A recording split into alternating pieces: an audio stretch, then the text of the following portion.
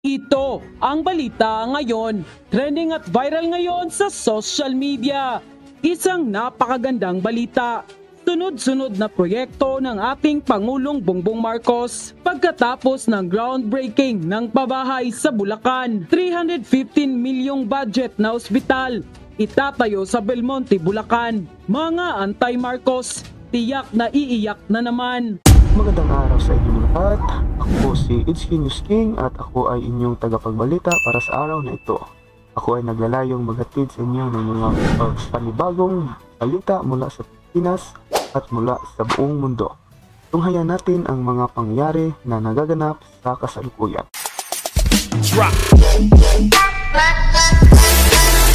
At ito na nga mga kababayan, Pangulong Bongbong Marcos hindi na nga nagpatumpik-tumpik pa. Pagkatapos ng groundbreaking ng pabahay sa Bulacan, 315 milyong budget na ospital sa Bulacan, sisimulan na. Ang proyektong ito ni Pangulong Bongbong Marcos ay isang maternity and child hospital dito sa San Jose, Belmonte, Bulacan, kung saan ito'y tatawaging St. Bernadette Maternity and Child Hospital. Ang level 1 at 3 palapag na ospital ay magkakaroon ng 65-bed capacity na sumasaklaw sa kabuuang 3,794 square kilometro ground area. Kumpleto sa operating room, recovery room, maternity at isolation facility, clinical laboratory, imaging facility at pharmacy. Ang konstruksyon ng ospital ay sasailalim sa Phase 2 sa 2024 na tinatayang nasa 75 million at karagdagang 250 milyon ang kailangan para ganap ng pagtatapos ng pangunahing gusali na nakatarget na matapos sa 2025.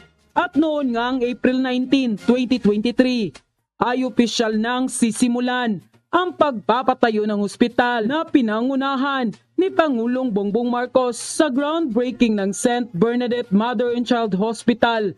Ay sinabi ng mahal na Pangulo, ito po ay isang patunay sa dedikasyon ng ating pamahalaan na pangalagaan ang karapatan ng lahat, lalo na ang kababaihan at ang ating kabataan, sa pamamagitan ng sapat at abot-kayang serbisyong pangkalusugan.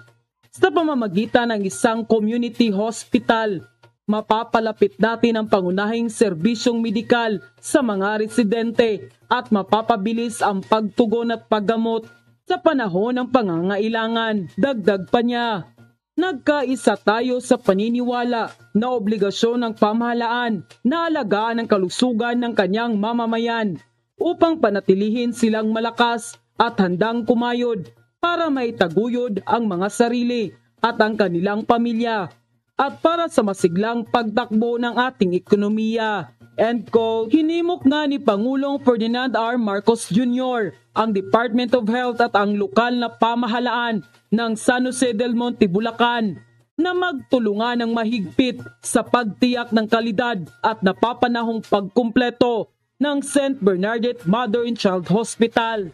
Ang proyektong ito ay isang patunay na ang Pangulong Bongbong Marcos ay may tunay na malasakit sa bawat pamilyang Pilipino. Samantala, hindi naman mapigilan ng marami sa ating mga kababayan na magbigay ng kanilang hinaing at komento sa mundo ng social media. At ayon pa sa kanila, iyan ang presidente natin na tinaguriang weak leader. Ang mga pinagagawa niya ngayon ay sampal sa taong nagsabing weak leader siya. Dahil kitang-kita natin ang mga pinaggagawa. Continuous Pabahay Program, Build Better More Infrastructures Program, Continuous Drug Information Campaign Program, Philippine Healthcare Program, Upgrade of Educational System of our country, Continuous Enhancement of Military Equipments, and many more. Ito ang tunay na presidente, may malasakit sa bawat Pilipino. Gaya siya ng kanyang ama na ang hangarin maganda ang pamumuhay ng bawat pamilyang Pilipino. Mabuhay ka, PBBM! Kung katulad lang sana kay Pangulong Bongbong Marcos ang mga nakaraang president, matagal na tayong tinitingala ng ibang bansa, meaning maunlad na tayo.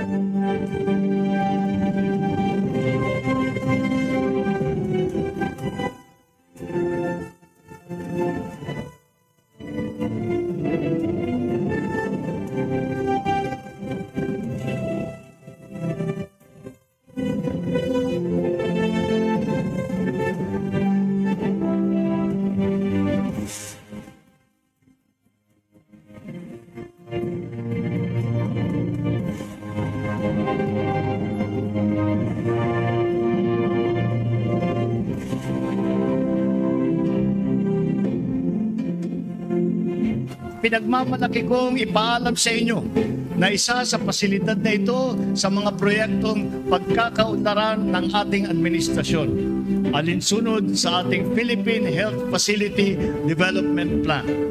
Sa pamamagitan ng isang community hospital, mapapalapit natin ang pangunahing serbisyong medikal sa mga residente at mapapabilis ang pagtugon at paggamot sa panahon ng pangangailangan. Kaya naman, hinihimok ko ang Department of Health at ang lokal na pamahalaan ng San Jose del Monte na magtulungan upang matiyak na maitatayo ang ospital na ito sa itinaktang panahon at itinaktang kalidad.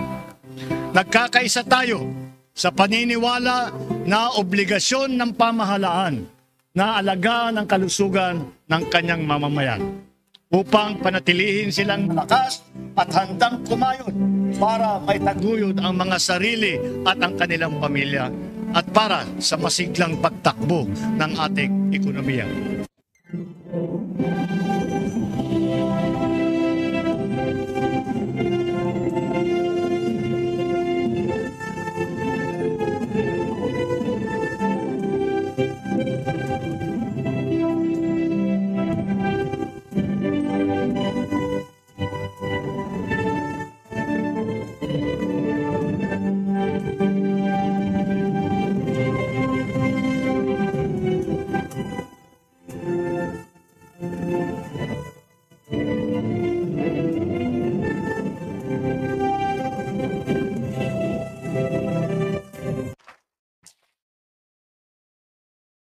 Magandang umaga po sa ating lahat. Kanina po hindi ako nagsalita ng matagal doon sa ating convention center, sa ating pagpapakilala sa ating mahal na Pangulo. Pero ngayon, bibigyan ko po ng daan ang aking pagpapasalamat sa kanya at higit sa lahat kung paano nga ba nagsimula ang St. Bernadette Children's and Maternity Hospital na ngayon po ay tinawag po ng DOH na Mother and Child.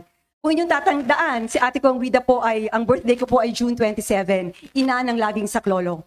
So yon, Mother and Child, kung saan nakayakap sa lahat ng pangangailangan ng isang ina at ng isang anak.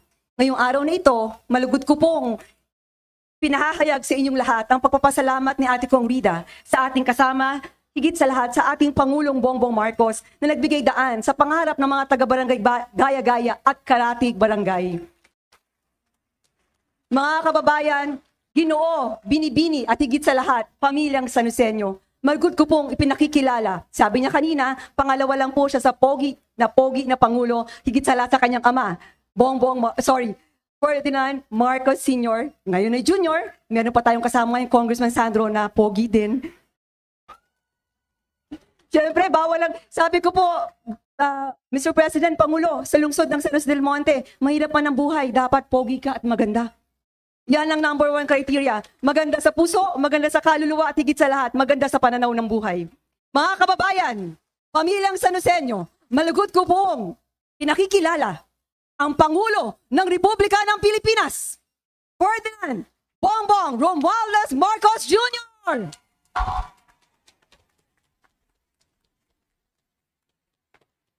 Maraming salamat sa inyong pagpakilala. Ang ating butihing Congresswoman ng Lone District Representative ng San Jose del Monte, Congressman Rida Robes. Maraming salamat at alam niyo po, siya ay isa sa pinakamasigasig na nakikita po natin sa ating House of Representatives. At hindi yun po galing sa yung report na yan, hindi po galing sa akin. Yan po ang report na galing dun sa kanyang classmate na sinama ko na si Congressman Sandro Marcos. Nandiyan. Maraming salamat sa inyong pagtutok sa ating balita ngayong araw. Huwag po ninyong kalimutang mag-subscribe ang aming channel at i-click ang notification bell upang ma-update sa mga susunod na balita. Ito po si HQ News King, magbabalita para sa inyo hanggang sa ating susunod na pagkikita. Drop.